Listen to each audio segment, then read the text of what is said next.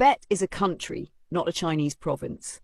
Let the world hear the truth, not Beijing's lies.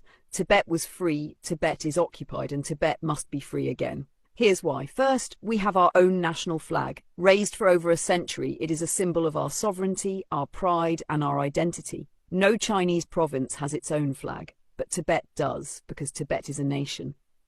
Second, our language is completely different from Chinese.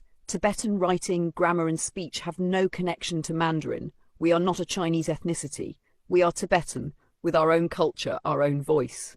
Third, we had our own currency. The Tibetan srang, tanka, and sho were issued and used across our land. A separate economy, a separate system. That's what sovereign nations have.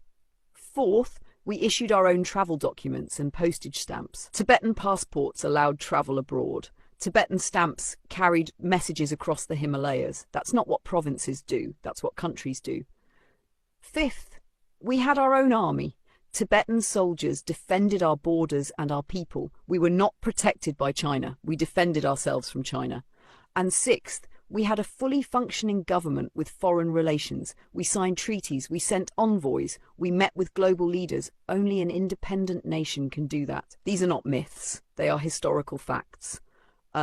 Tibet met every definition of a sovereign nation. Then in 1950, China invaded. In 1951, under threat of war, Tibet was forced into a fake agreement.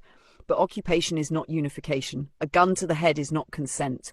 And silence is not acceptance. We, the Tibetan people, never gave up our nation, and we never will. Tibet was a country. Tibet is a country.